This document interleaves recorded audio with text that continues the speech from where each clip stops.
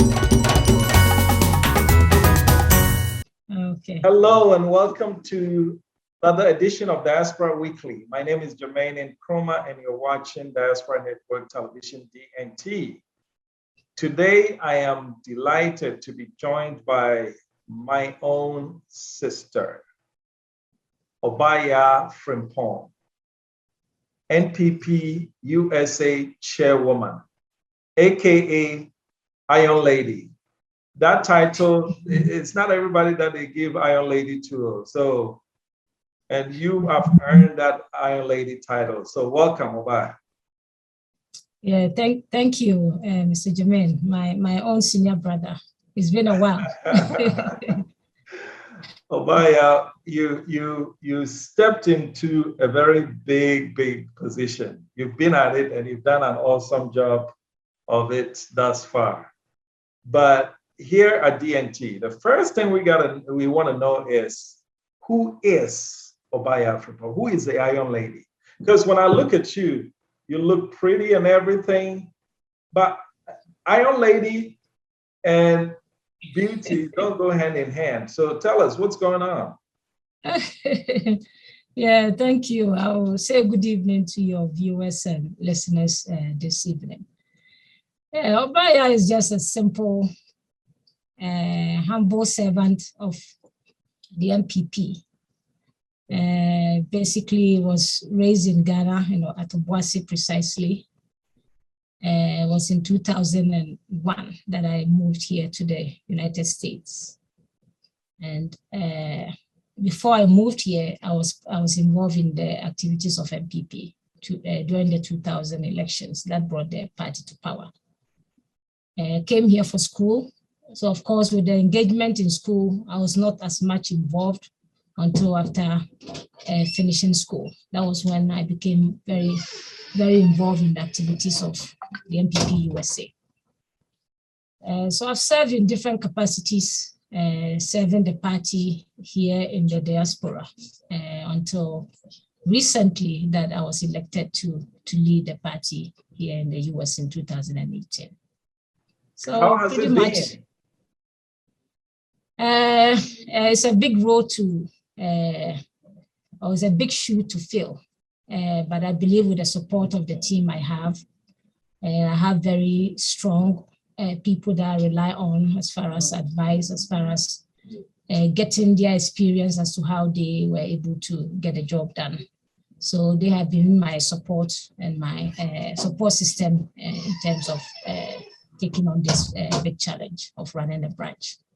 Those of us who combined profession and family life and the extracurricular activities such as party work, from the man's perspective, it was crazy.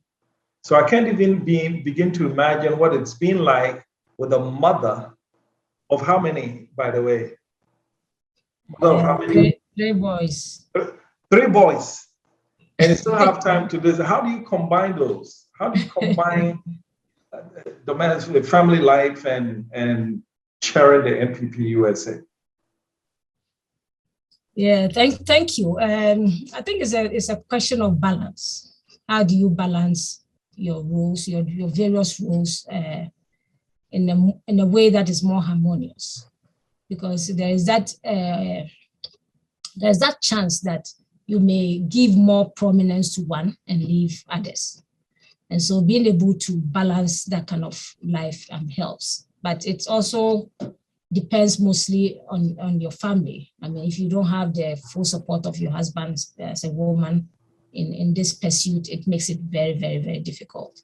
So, I mean, I would take this opportunity to thank my husband, Anthony. He's been a pillar in all of this. He's behind the scene, but I mean, he's the quiet advisor and the quiet supporter. And the children have also been, I mean, they are grown up now. So a lot of things, there are things I can delegate to them for them to do for me. So which also helps in this journey so far. Very good. So NPP USA, why does a political party in Ghana need a branch outside Ghana? Yeah, thank you. It's very important in the sense that when you look at countries that have been able to make it in this 21st century, they have relied extensively on their diaspora population. China is a prime example. We have countries like Korea who rely heavily on their diaspora population.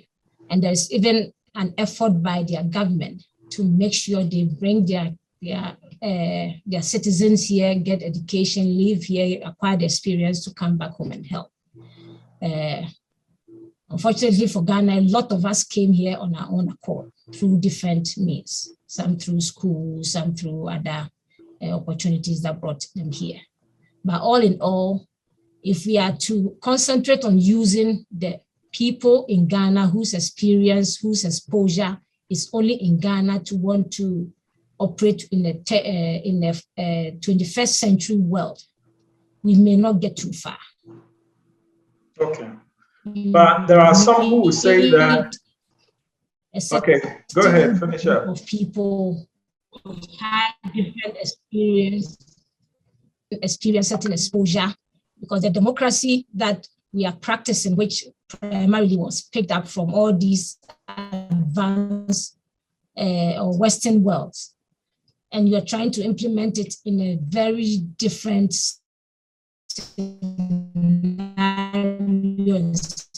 situation. If you have a whole bunch of population in to come and augment what you have there, you may move forward, you may advance, but it will take you longer. So I think we play a unique role in terms of what we bring to the table, as far as what we have seen here, what we have been exposed to, what we have had a chance to experience as far as working in these practices. There are those who would say you can do that as a neutral person. You can contribute to nation building without being partisan about it. So what is the need to have the extension of one political party or the other in the diaspora, particularly when you know that if your party is in power, great, but if your party is out of power, then you shoot yourself in the foot with regards to whatever you want to bring home. Yeah, in my view, every person is a political being. It's a matter of what you choose to want to do at any given point in time. Sometimes for you to be effective in your push for what you believe in, for what you stand for, or what the party you join, their ideology and their stance as far as how to get us from point A to point B. If you are not part of you are not at the table, you will be on the menu, and you want to be at the table to make those decisions or to be part of the decision making or shaping the decisions and policies of government to get to where what you believe, what you ascribe to, and what you think is the core principles of what you hold dear as far as the party that you want to join is concerned.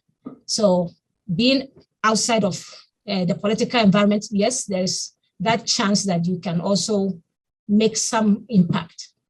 But in terms of how fast that can happen, if you are at the table, I believe you can reach your destination faster than when you are on the menu and you are being discussed, other than you sitting there and trying to be part of decision making and changing policies of government. Because as a party, you have to craft what we call your manifesto. And when that time comes, you solicit ideas. And some of these ideas, if you are part of the group, you are able to make impact in shaping the kind of manifesto you present to the people of Ghana. But if you are outside of that, maybe your ideas may not end up in the manifesto of the party for its implementation. So being part helps. Being part helps. Than, working from outside to get impact from within. Okay, so along those lines, in what way historically has, say, the NPP USA been beneficial, A, to the NPP, New Patriotic Party in Ghana, and B, to Ghana as a whole? What roles has the NPP USA played? Okay, thank you. NPP USA, before it became NPP USA, was NPP North America. And I think that the founders of the organization, quite a number of them had come to the United States as a result of what was happening in our country during the military regimes. And so they came here with a certain expectation that people are being coerced to do things against their will because of the kind of system that was running in Ghana. And here they are in a country where divergent views are respected. So how do they bring themselves together as a group, begin to push for the government of the day to change their strategy in terms of coercing people or forcing people to do things their way, as against allowing people to have a dissenting views, to bring their ideas on board, even if it does not support what they believe in. And so it's as a result of that this group of men came together and began to push for democracy in Ghana. I mean, at the time, we didn't have social media or any other thing. The newspaper, the print media was pretty much, the avenue with which you express your opinion and you get your views heard. So they did not relent. They pushed. They did a lot of articles that I'm privy to some of the things that they wrote. There were occasions where leaders from Ghana, and they come to the United States, they made sure that they send their protests or their petitions to them. And ultimately in 1992, the ban on formation of political parties was lifted, which opened up the space for them to be more organized. And so their support to the party in terms of fundraising has been phenomenal. At least I've seen some of our old or founders who contributed to the initial fundraising that the party did to be able to raise the needed money to even register with the Electoral Commission and do some other things. And they were given certificates as founding members. I think about 7 or so NPP USA members, were part of that group that gave money to support the party at the time. Sometimes I think Ghana forgets about them, but it's important that we put it on record that NPP USA had membership who contributed the initial amount that the party needed, and they were given certificates of the founder certificate, which I've seen quite a couple of them. So they have supported the party in that way. And then we came to the actual formation of our political party, fighting for political power, the kind of support they gave to Nppusa when he contested in 1992. President Kufuor, when he came in President Kufuor came in to contest in 1996, and then 2000. The Diaspora branch, NPP North America at the time, supported him immensely. Eventually, we were able to cross the finish line in 2000. I was in Ghana then, but at least these are history that was shared with me as far as what the party, the likes of Mohammed Idris, the likes of Honorable the likes of Kuredu Apreku, Atta Kennedy, our own brother who is interviewing me today, Jermaine, and a host of other people. Professor Aite, I hear, was also part, Nanamo, Japan, and a host of Dr. Heme in Chicago. and so many other people who contributed. As far as that, going forward we have also pushed for other reforms within our own party. NPP USA have always had a principle of one member, one vote. It is something that we have pushed and we continue to push. And it's something we are not dropping until it happens. Okay. At some point, the party comes. Tell me about that. What's one member, one vote? What does that mean? One member, one vote is a principle that if somebody joins a political party like the New Patriotic Party, and they are active in terms of their participation within the party, they are dues paying in terms of whatever contribution that is mandated for members to pay, they contribute to that. Mm-hmm. Then it becomes a reason for that person to be part of making certain major decisions in the party. Like, for example, voting to elect who leads the party. Okay. So your financial contribution, your active participation in good standing overall, right? Yes, must count for something as far as making decisions to effect or to appoint somebody to lead the party. Okay. When we do that, it has its own benefit that it brings. You know, sometimes people think that the numbers are so daunting that they don't even want to venture there.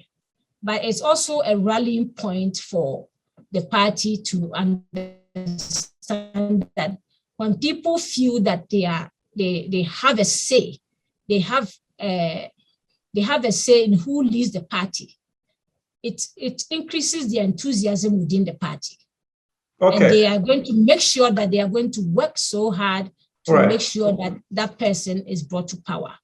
Okay. Number two, it also helps in terms of financing. Because as a party, we need to have a sustainable form of income that we can say that every single month, NPP gets a certain amount of money that is based on the dues that they collect or special levies that comes from members. And I believe if we do that, then we will not be in a situation where when we are in opposition, our coffers are dry. It's only when we are in government that we are doing well financially. It should be every single time because we are looking at a long-term party that can sustain itself over time with or without being in power. And I believe the one member, one vote solves that problem for the party and for us. And I think as the party needs to embrace it. I think in fact in 2009, you led the push for that in Ghana during the Constitutional Amendment Conference. The 3-hour conference at the trade fair. That's right. Okay. Yes. And now, it's interesting you bring that up because at the time, the number of delegates who elected our national leaders were 2004. Okay? That's right. That's the number. Yes. And they said that, well, we've had the expanded delegate system. We've gone from 2004 people deciding who leads the party and gone to right currently about 780,000 or something along those lines. Now, the key argument of the proponents of OMOV, one member, one vote, is that it'll take money out of the system, that it'll reduce the monetization of the political primaries because now you have more people voting and you can't buy everybody. Okay, that is the argument. But that was the same argument that was made when the party moved from 2004 individuals electing the leadership to 780. They said there's no way you can buy that many people. And today, both the NPP and NDC are still facing the same problem. So what do you say to the argument that now when you expand it larger, politicians are still not going to find a way to use money to influence votes? Yeah, I think we have to do it side by side, leveraging technology to do this. Okay. Because anytime you have to congregate people in a particular place, and looking at Ghana, our employment system, the unemployment rate is very high. It's very high among a lot of the party delegates that we have. So if you are moving somebody from point A to point B, it behooves on the party to make sure to find a way to get them there. And how do you get them there? That means money has to move from one place to the other for that person to get to that destination. So that has been a huge challenge on the party as far as, because you have delegates who don't work, even if they do, they are involved in some kind of substantial farming that does not earn them so much to be able to say, I'm voting 50 Ghana cedis to move from my village to get to where we are having the conference or the Congress to elect our leaders. So that becomes a challenge. But I believe that technology gives us a way out. So the question to our party is, are they ready to make that move of leveraging technology to solve this problem? Instead of moving people where you have to find them a place to sleep, where you have to, give them their lorry fare, where you have to feed them. Can you use technology, leveraging our smartphones that we have, for people to exercise their franchise without necessarily moving from point A to point B, which involves cost? Okay. So and think along that line, I believe we can solve that problem because when we run our general elections, I don't think politicians are able to bribe everybody in the country. Yeah. The numbers are huge. We are talking of over 12,000 or 12 million, 13 million people. It's impossible, and so I believe technology gives us that solution. Okay. Even if some form of inducement will come in, it's going to be minimal than what we are seeing presently. As the national regulator of the communications industry in Ghana, the National Communications Authority seeks to ensure an environment that is safe and fair for consumers and service providers. NCA grants licenses and authorizations for operation of communication systems and services, develops guidelines to streamline communication activities, establish and monitor quality of service indicators for operators and service providers. NCA is in 8 regions: Accra, Tamale, Takoradi, Kumasi, Ho, Koforidua, Sunyani, and Bolgatanga. Do you have unresolved complaints with the service providers? Contact us on 0800110662, 0307011419 between the hours of 8 o'clock a.m. and 5 o'clock p.m. from Monday to Friday, or visit our website at www.nca.org.gh and follow the procedure for filing a complaint or submitting inquiry. National Communications Authority, communications for development. How has the party at home historically embraced the external branches, especially NPP USA, with regards to being open to the ideas that you bring, accepting them, implementing them? What's the record on that? I would say the Diaspora organization of the party has never gotten anything on the silver platter. Everything is a fight before we get there. When we are in opposition, we tend to be more receptive to ideas of the diasporas. When we are in government, it's a different story. That's what I see. I mean, I bet to be, some people might bet to differ on my observation, but that's what I see. They are more receptive to our ideas, our suggestions, and they are more ready to take on board the suggestions we bring when we are in opposition than when we are in government. Because when we are in government... So recently, I noticed that the party tried to change the constitution such that if you have a dual citizen, you cannot hold a position in the party. And is that one of those fights that you're talking about? Definitely, that was one of those fights that we have to fiercely fight the party to But you believe that if NPP was in a position, because they need your dollars, they would probably it would not have become an issue. It would not have come at all. Nobody would have even contemplated such an idea. Okay. But I believe that, as they say, as long as we still have our hats on, we should not, we will continue to wear our hats. Okay. We are going to still have to fight, because there is people still have not understood the diasporas and what we bring to the table. Or maybe it's as a party, we have not done well selling the contributions of the diaspora in terms of, the party history and where we are with the party. And so people drag their feet when issues of diaspora comes up. As we sit here as diaspora, we have two major challenges.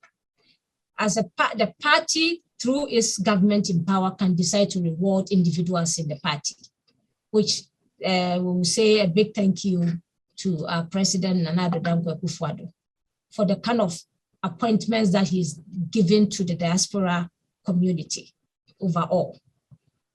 We applaud him for that. But is it enough? Is it sufficient? We are clamoring for the implementation of WOPA. It is still in the books. It's a law that has been passed in Ghana. How many years, how many elections? Since 2006, February 24th, was signed into law. Yes, it has still not been implemented. Dual citizenship exclusion has become an issue. So these are issues that are more collective in nature, that if you do it for diasporas, first of all, not does it become your legacy, but it also appears to, that you have helped the entire diaspora community, as against rewarding Obaya with a position, Mr. Jermaine with a position, and the issue that is dear to the overall or the collective diaspora population is left undone. Okay. And I think that we are. That is where we feel a disservice is being done to the diaspora community. Okay. These issues has to be implemented. All right. So there are people in Ghana who hate diasporans. You know that. True or false? I wouldn't say they hate us. Maybe that's a strong word or strong term to use. They have a dislike for us. We put it down. The last time I checked, dislike. Hate is very, very strong. So fine. Let me withdraw that word. There are folks in Ghana who deeply dislike diasporans for whatever reason, right? Yes, I believe so, yes. So now I'm going to place you in the seat of the chairman of NPP in Ghana, right? I'm painting a scenario and putting you as a chairperson of NPP Ghana or the president of Ghana, right? Yes. You want to help the diaspora, but the guy who's the key person in Sefirioso, for example, that constituency, happens to deeply dislike diasporans. And he's made it clear to you that, look, if you go and bring those Abroche for nonsense, I'm just going to back off, right? But you need that person to win that seat. Are you going to do what is principle and do right by the diaspora, or are you going to kowtow, acquiesce to that key figure in Sefirioso who can win you that seat and ignore the diasporans? Okay, I personally, I don't believe that the people that dislikes the diaspora are the grassroots. I don't subscribe to that. Okay. I've had a chance to crisscross across the country, the northern region, the western region, Volta region. They adore diasporas. Okay. The average Ghanaian, it is in my view, it is the few elite leadership of the political parties who dissent the diasporas. Okay. And it's because of their own political entrenchment That's why they are hostile. I put it hostile to the diasporas. But the average person in the village who receives WAVE or World Remit or Western Union from the diaspora does not, and has no issue dealing with the diaspora. Okay, so maybe this key figure in Sekiri also that I'm talking about, he's potentially a member of parliament. And if he runs, he can win that seat for you. But, or he's the chairman of the party in that constituency, okay? That brings him or her very close to the leadership. So yes, the rest of the constituency may adore the diaspora, but next step up, they abhor the diaspora, right?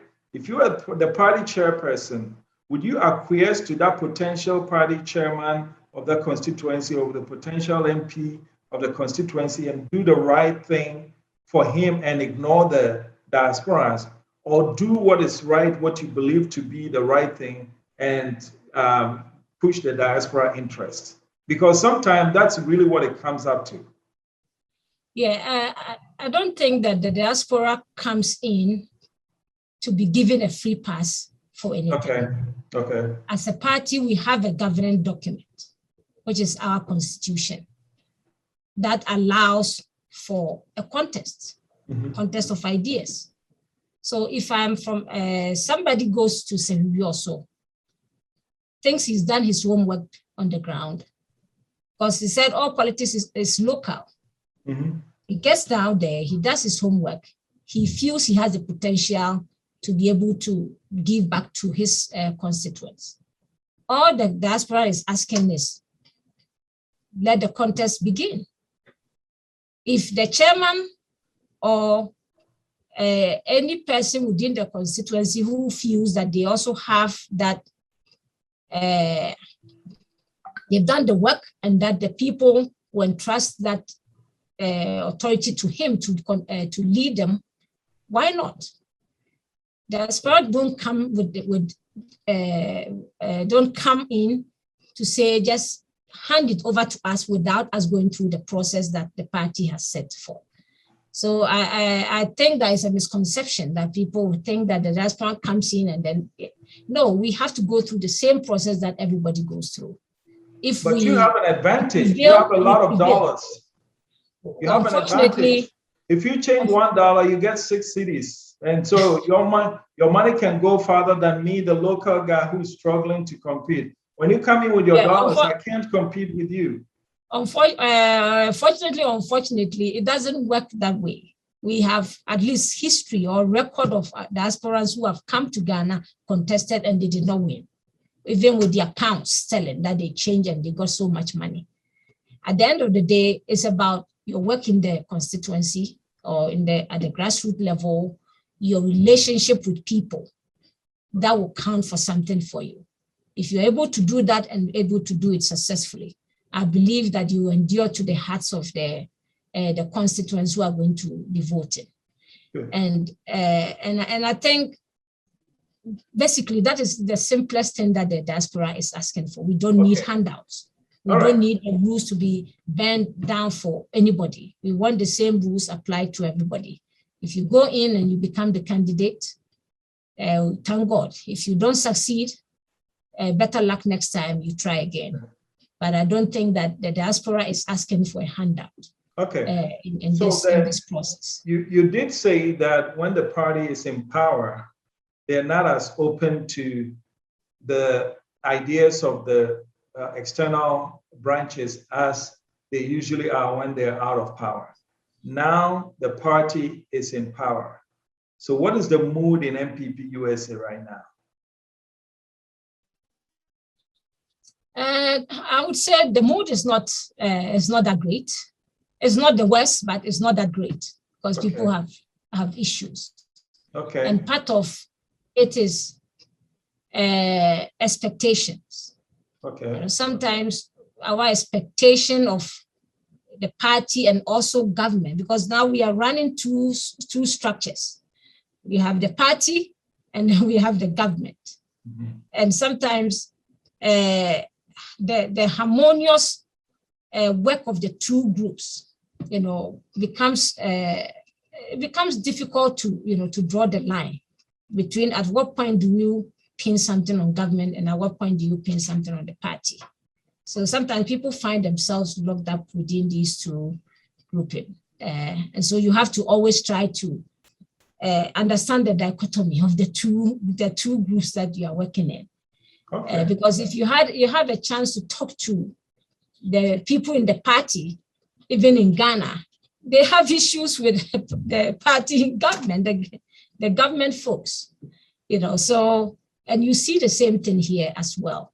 Okay. Okay. Because people think people are not receptive. You call people, they don't answer your calls. People that when we're in opposition, they were even calling you for money. You were giving them money. Now they think they are okay, they don't need you. Simple calls, they cannot even pick. Whatever it is you are calling them about, they don't even know, but they will not respond to you. So those complaints come up more. And I think that is a source of frustration for so many people, that. And even among our own diasporas who have also left here for Ghana, the complaints also goes to them as well. They were complaining too, but once they get to Ghana, they become like the Ghanaians. They come here, they don't reach out to the branch. You go to Ghana, you call them, some of them don't pick up. So these little complaints also come, which is a source of worry and a source of concern. Have you personally experienced some of those? No, not personally, but I have you get members your calls who have, picked. They pick your calls. I don't normally call people, but I mean, if I have to, yes, I get responded to. But that is a complaint that I've had chance to talk to some of our people behind the scene that, hey, this person, said A, B, and C. So, if you can call the person and take care of it, maybe the call, and Ghana calls are not, sometimes the person may be standing right by you, you call and it will not ring. Yeah, it'll ring. Yeah, there's that. There's that. And then sometimes too, they are just busy.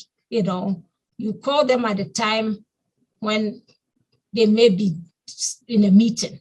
So they'll miss the call. When they come, there are so many bunch of missed calls. So trying to get to every one of them sometimes becomes difficult.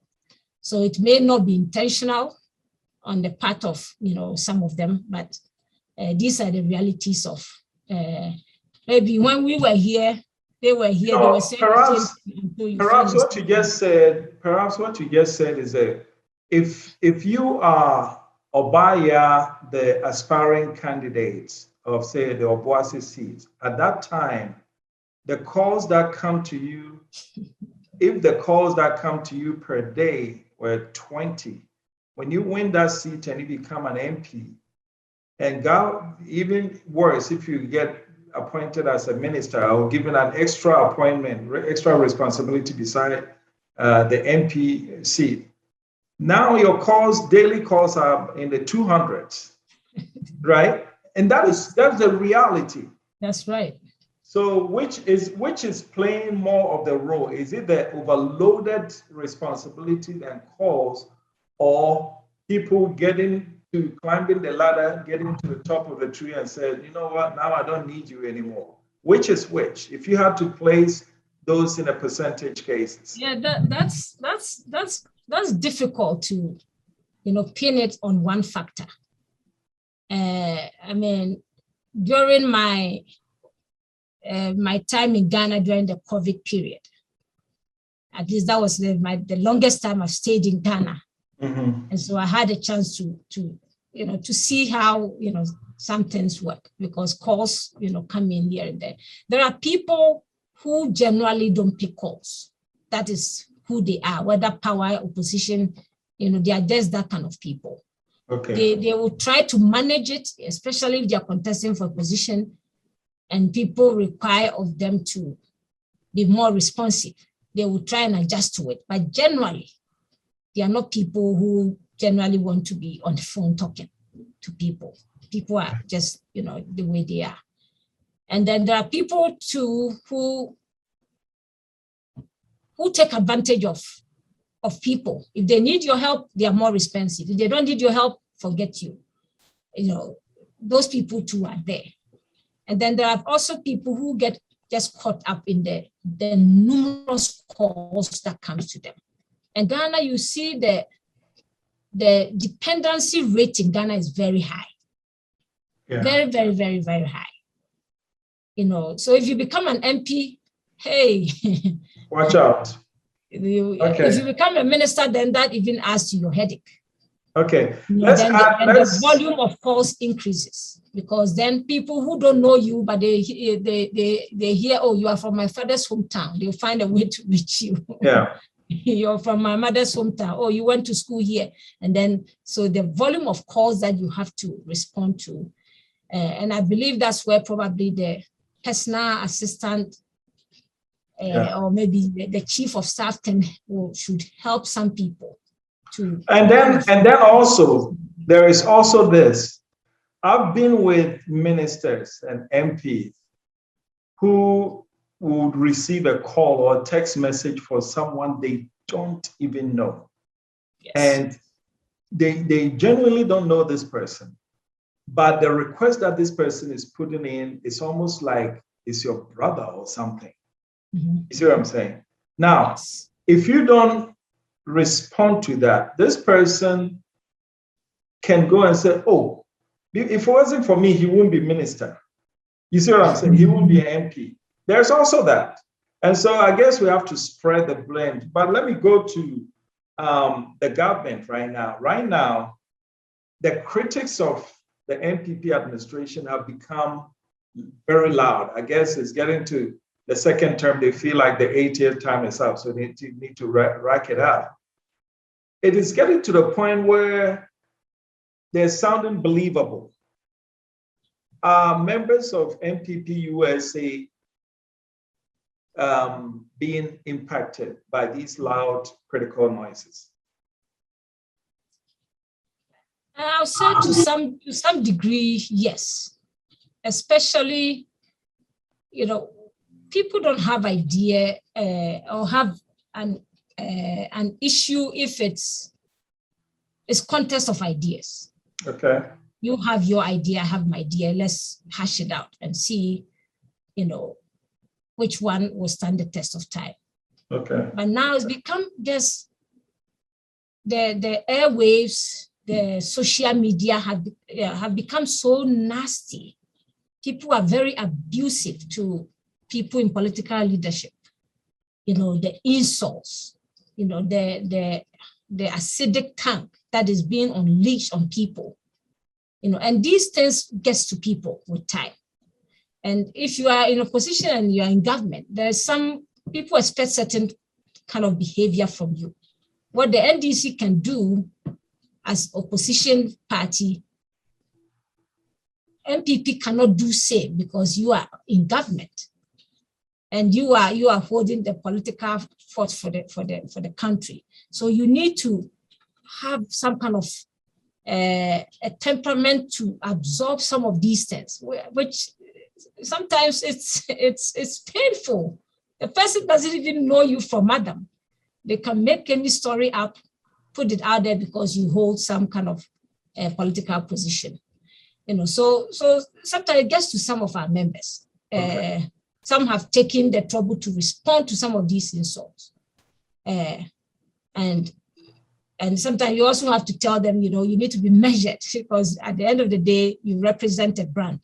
Okay. The government of Ghana. So you cannot conduct yourself in the way that some others are conducting themselves. And trying to draw that line sometimes becomes very, very difficult, especially when it's brought to your doorstep and you have to either respond or choose to ignore.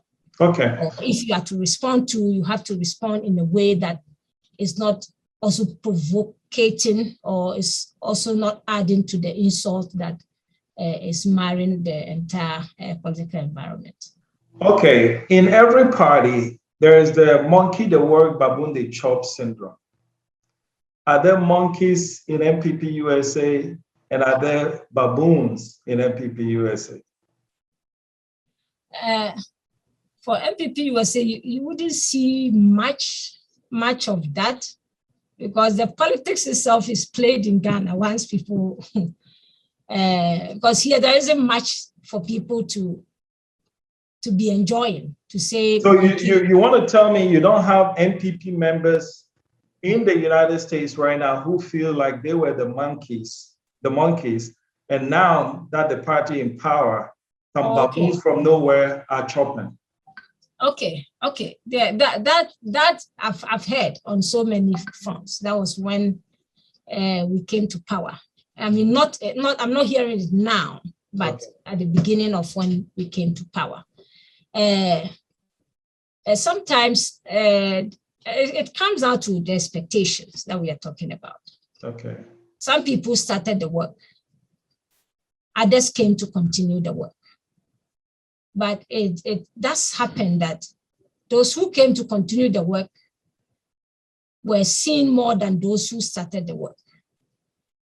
And so in terms of distribution of the cake, those who were leading the fort at the time gets opportunity than those who led the fort some time ago. Okay. And so there is that concern, and people have expressed it. And sometimes people feel, if a party that does not reward its hardworking folks, is it worth dying for? Is it worth defending? Is it worth supporting? So there's a whole school of thought that has that kind of misconception. And I think that as a party, we may have to do something different. Because for some people, their support, their contribution is behind the scene, that maybe you and I may not know that they supported the party or they've been doing this for a long time. And some people, it's in your face type, because either they're on radio or on TV, so people see them and then it becomes like they are doing the work. And so how we manage that as a party and identify people who really, really help the party. And for all you know, they are not people who are even looking for some kind of a position itself within government, but just and let me pick on that. Let me pick on that because in USA, if you are in USA, you are very well positioned to come to Ghana, look at what Ghana needs, and see how you can meet that resource. There are companies that are looking to come to Ghana, and they need people to hold their hand to come to Ghana. To what extent is NPP USA preaching the business angle to their members more so than the possibility of getting a position in Ghana? Yeah, I think people are doing both. We are doing both. But what sometimes becomes the frustrating point is, let's say you have, Ghana, with the 1D1F. I've had members who have approached me about, interested in that concept, and they have a business concept that they want to take to one area or the other. But how to get heard by the secretariat that runs it becomes a problem. So I call, they said, let the person come. But when the person gets there, it becomes a different story in terms of getting access to people to talk to, get the understanding of what the concept, how the concept is, what the expectation on his part or his responsibility should be as against what the government's responsibility, just basic things. So every time you have to call to say something before some door is open for somebody to just even. That should not be the case, though. And that should not be the case. So access becomes a huge challenge, which frustrates people, and then they just decide to back off. So by your estimation, there might be at least about a few factories that never got a chance to go through the No, and I would say probably a lot. Really? Because people have the ideas, yes, and they want to bring it, but the channel or the process of having to go through becomes very, very daunting. And if an NPP USA member cannot get access to the secretariat, then if you're an NDC or any other person, forget it. Yeah. Then don't even. Oh, wow. You go on your own. Okay. Or without involving the secretariat, or you can do it to bring it under the umbrella of the 1D1F program. So if they are not receptive, you choose to do your own thing and you forget about them. Okay. And that way it will not come under the government's program itself because of their. So there's so many issues. Sometimes people. Do you know some of these people? Do you know some of these people who have faced problems at the one district, one factory secretariat, and then circumvented and went on their own to establish something in Ghana? Not, they are still in the process, but they haven't been able to. It's more difficult. Yeah, but it becomes more difficult, especially because you don't live in the, you don't live there. You are trying to, that bring in, have some investors to help you get from point A to point B. Okay. So it becomes very, very challenging. And sometimes just basic things, because people are not needing things for themselves. If, let's say, there's a, let's say, police recruitment, and diaspora member wants to be, wants something. It's for somebody in Ghana, it's not for them, it's for maybe their nephew or their niece or their brother or their cousin, somebody. Right. So the benefit still stays in Ghana, but because they feel you are part of the party and you're here, maybe you can help facilitate the process for them. Right. Okay, in our final moments. Ultimately, you become the source of financing for the family if people don't have jobs.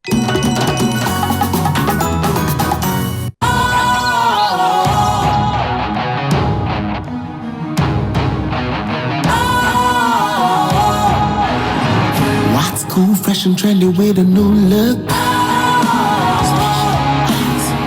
Makes you feel real good, that refreshing vibe. Satisfies you right just the way you like. Do you know? Do you know?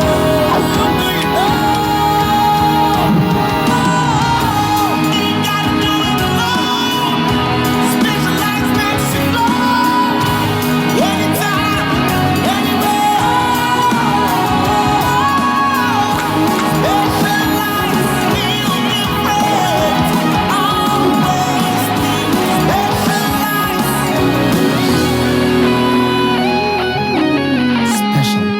Natural mineral water. Feel different. Think special. This advertisement has been vetted and approved by the FDA. In our final moments, let's talk about the Dual Citizenship Amendment Bill. What is going on with that? I know the bill has been gazetted and is going through the process. Why should we allow someone with dual citizenship or dual allegiance to hold a critical position here in Ghana when we have people here to do it? Like I'll quote Albert Einstein. He said, "We are doing the same thing over again, expecting a different results." Has it worked for us? That's the definition of insanity. Well, I did not say that. Has it worked for us? Everybody knows that's the quote. The definition of insanity, I want people to just make their own conclusions on that. Has it worked for us? Do we have to start thinking outside the box? So these are some of the things that should engage our minds when we are looking at the best practices around the world. What is happening and how has countries moved from third world to maybe first world just by doing that. Ghana has gone through a lot of challenges from 1957, with the many coups d'etats that we have that displaced so many of its citizens. So that's led to I would say, the exodus of so many Ghanaians that left the shores of Ghana. And by virtue of what they went through, and by virtue of maybe the vocation that they selected and what the requirements were, a lot of them that decided to naturalize so they can enjoy certain benefits or certain employment benefits that they can have. In some universities, if you're not a citizen, you cannot even attain professorship and things like that. Mm-hmm. So people just don't do it because they don't love Ghana. They don't support Ghana. They don't have allegiance to Ghana. People will naturalize because of certain situation that they find themselves in, and why, if they do that, it will help them, catapult them in their career path. And also we have a class of people who also, by virtue of where they were born, citizenship gets conferred on them. It does not change anything for them as far as the issue of allegiance or the things that our constitution tried to, as it were, exclude people instead of being inclusive of people. So all we are asking is that Ghana should open up. Okay. There's a huge potential, human resource potential of Ghana all over the globe. If you are inclusive, there is a benefit that will come to the country. If you are exclusive, there's so much you'll be losing as a result of you not opening up. But they say because you're a citizen of the United States or any other country, you're not going to be very careful with your decision, because when hell breaks loose, you have an option. You just get on a plane and leave, and then we leave the rest of us here to suffer. What do you say to that argument? I don't think so. I think that the people in Ghana will rather tend to be than the people who have dual citizenship. And we have a history of, when people politicians leaving the shores of Ghana, if their party even loses power. So that argument cannot hold much water. But the thing is, as we sit here, so many politicians are having their wives give birth in all these countries. And citizenship, is being conferred on the children that they are having, and they eventually bring them to Ghana. So at some point, if they are not careful, it's all going to, it's going to blow up on their face. All our faces. Okay. Because the numbers, there are so many people who are in Ghana who are enjoying the benefits of, being a Ghanaian in Ghana now, but they are holding dual citizenship because their parents came here, gave birth to them, and shipped them back to Ghana. Yeah. And at some point, and also being, let's say, a member of parliament, it's not a permanent position, it's a transient position. Mm-hmm. Today, you have the power or the authority to make a decision or to vote to change history forever. Mm-hmm. If you fail not to do it, tomorrow you may not be in parliament for you to make that decision, or for you to take an entrenched position that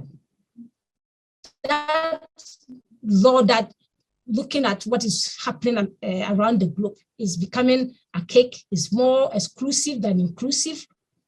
And besides, we are having children all over the world that one day are going to be faced with that law that is in our constitution. Can we do something about it? So we are more inclusive, bring people in.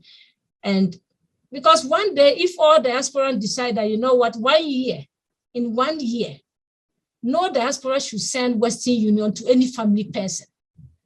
Let all of them stay there, do their own thing. That would be 5 billion. That would be 5 billion. How much money would Ghana be losing?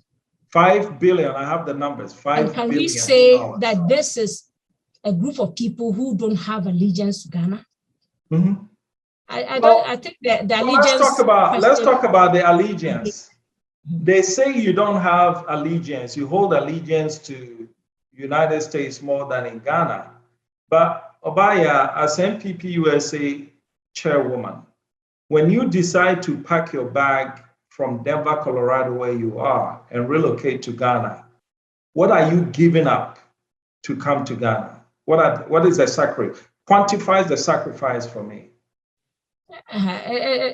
It's quite numerical, or if I'm to quantify it in monetary terms, that's a huge, because you left the shores of Ghana some 20 years ago. Mm-hmm.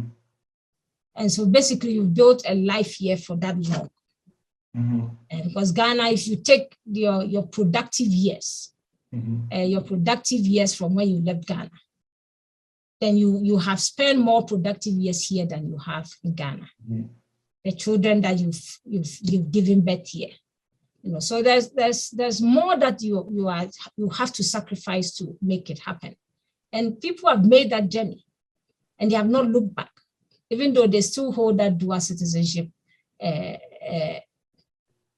tag, but they are in Ghana making lives there. So at some point, but the question of having to be allowed or being allowed by the laws of Ghana to say, Mr. Jermaine, you are dual citizenship. We want your vote. As for your vote, dear, we want it. But don't come ask me for my vote. Okay. That we are not ready to give that to you. Okay. But for you voting for us. Yeah. And so I think that is a one-sided. Okay, so let me paint a scenario for you. Let's say your job that you do right now in the United States, you get paid $50,000 annually, right? $50,000 annually. That translates to about 300,000 Ghana cedis annually. But you're giving that up because you love Ghana. I'm sacrificing that. I'm quitting my job, coming to Ghana to work and help build the country. You get there, they slap you in the face that, oh, you have more allegiance to United States than in Ghana. So these positions, you cannot compete for it. How does it make you feel as a Ghanaian-born, naturalized American citizen? How does it feel? I want to get an idea of what it must feel like inside. Like I said, it hurts to, it hurts for people who find themselves in that category to be, for that pushback. But like I said, it is always the small elite group who wants to entrench political power for themselves who are against it. If I go to my village in Obuasi, I'm accepted. If my family has a stool, my family has the kinship within the family, and it becomes vacant, I can be a candidate for it, and they will clamor around me to take it. Okay. So if I can even descend to that higher occupancy of traditional leadership within my village, how do you then say I don't have allegiance to Ghana? Okay. When our own Otumfo was once resident in Canada. Was once resident in Canada. Yeah. But when there was a vacancy in the stool, I don't know if he's a dual citizen or not, but let's assume he is. He is now the Otumfo. Okay. So now all Ashanti lands, everything in Ashanti, basically. Let me give you another scenario. You bought a house. You live in a house in Denver right now. The house is maybe $400,000. You're paying a mortgage, right? And you've paid up to $200,000. So you still owe about $200,000 on it. The house is in your name. It's in Denver. You have your children there and everything. You come and you want to run for the seat in Obuasi. They say, oh no, you have to renounce your citizenship. And you say, you know what? I love Ghana and everything. So you renounce your citizenship. Say, good, now you can run. And you run and you lose the election. Now, when you have to go back to your home that you're paying monthly for, you have to go and stand in line to get a visa back to Denver. How does it make you feel?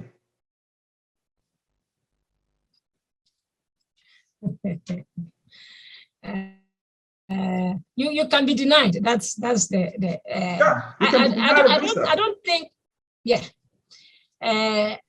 I think that I may not even want to draw my attention to that necessarily, because then it sums up to the fact that it's about you and what you get and what you benefit.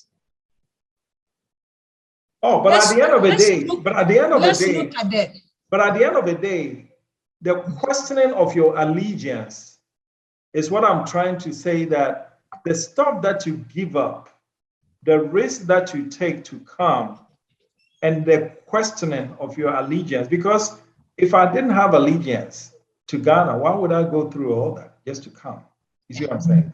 My final question is, you mentioned the elites, right? They've made it very, very clear. Look, I'll give you some, before the pandemic, 2019, there were the top 5 CEOs of this current administration. 4 of them were members of the diaspora, okay? And so it tells you that what the diasporans bring to bear, the diaspora is not saying he's better or anything, but they've been exposed to some workable systems that they want to bring. But you have people in parliament today who says, I don't care what you bring. If I open the door for you, you come and unseat me. So I am voting no to deny you that. What do you say to that member of parliament? Yeah, I think it's, in my view, it's hypocritical on some of them, their part. Like I said, if we are to go to certain homes of these members of parliament, some of them have their children who are dual citizens. Why did they make that choice for their wives to have children in Ghana as against flying them to the UK or US or whatever to have the children there? What was their intention when they made that decision that go live there, have children there, and then bring them so the child is secured in some way? I don't know what way or what kind of security they were looking when they did that. And they keep doing that for every child that they have had. And we know them, we have examples of them. So for you to be hypocritical in that sense, and then look in the face of others and says, hey, you are not allegiant. How are you living your allegiance when you made a decision to have your wife go and have a child in the US so they can hold a US passport? So people are not just being truthful to themselves. That is why we have the situation with the Ascent North and the Jomoro issue. It is something that has come to stay. People are going to have some form of allegiance. Now you are looking at those of us who made the decision to naturalize. But a time is coming, the maybe generation after us is coming, who did not make a choice to renounce or to naturalize. They, by virtue of where they are born or by the definition of the constitution of their country, confer citizenship on them. Okay. Confer citizenship on them. I am a Ghanaian. My parents are Ghanaians. My children are automatically Ghanaians. They are born in the US. And the US law says once you are born on my soil, you are a citizen of mine. So here you have a child who did not make any decision on his own, yet he has dual citizenship. Yeah. If you happen to have Ghanaians who are married to other nationals, who also have dual citizens in those countries, and Ghana, then they are even more multi, right. That would not be dual, even multi-citizenship for those children, which is not no fault of theirs. And I believe that is where, as a country, we need to look at this issue very critically and not be entrenched in our stance and in our positions, but be more, I would say, inclusive. You cannot be exclusive and think that you are thinking or you love Ghana more than somebody you claim has an allegiance. Okay, so what do you think There was a time when Ghana was a trailblazer when it comes to politics in Africa. We were the first country to obtain political independence in south of the Sahara. We are perhaps one of the longest enduring democracy on the continent to date, right? Yes. But when it comes to diaspora issues, we're trailing. Yeah, behind. When it comes to ROPA, Ivorians in the diaspora are voting, Senegalese are voting, Malians are voting. In fact, in the case of Senegal, they have 6 parliamentary seats at the National Assembly dedicated for diasporans. Yes. Here's another example. Professor Lee is the Gabonese Minister of Environment, Land and Sea Resources. He's British. He has dual citizenship of United Kingdom and Gabon. The examples go on and on and on and on. The Prime Minister of Israel, Netanyahu, dual citizenship. Now, these people, do you want to tell me that Netanyahu has made decisions that's of interest to the United States versus the interest of Israel? So what do you have to say to these naysayers now who, in spite of the overwhelming evidence that once you were Ghanaian, this is where your allegiance is, what do you have to say to them? Yeah, I think I have to be blunt. I don't think these are people who love Ghana as they claim to love. Okay. Because if you are looking at, you love Ghana and you want the best for Ghana and you want the long-term prosperity of Ghana, there's no way you are going to be exclusive of people. There's no way. Let's assume that you are even scared that these people are going to come and contest and take over your seats. How about the example you cited about Senegal? Create a diaspora seat. Have people contest in their various diaspora regions or continents, wherever they are, and represent their group in parliament. Then the issue of they coming home and competing with you is resolved. I mean, I don't think it's a no-brainer. The thing is, few people want to stay in power for how they want to make being in parliament some kind of a profession, as long as they can be there and shut the door for everybody. But at some point in time, like I said earlier, you are going to have to check out of parliament. Somebody new is going to come. And when new ideas come, your archaic stance probably may not, stand the test of time. They need to open up. They need to be more move with the times, and allow the open door for people who want to do so. Why are you taking advantage of me and say I should vote for you? That you are ready to accept. But you voting for me, that you are not ready to accept, that you are calling my allegiance to question. The same allegiance question is what is voting for you to be in parliament. I don't have allegiance, but I have allegiance to vote for you to put you in parliament. So how does that? It's very hypocritical stance, and I think they need to open up their minds and think beyond their generation, think beyond themselves, and think beyond the future of the generations yet unborn. And we've talked about diaspora bond and all that. If you are to bring that in, do you know how much money you'll be raking in for Ghana if you just open up? Because there is just the idea that opportunity is also there for me. If I want to contest, I can. It does not necessarily mean we are going to move in drones to come and take over the seats. I think it's an overstretched thinking. They should open up and be more inclusive of the diasporas.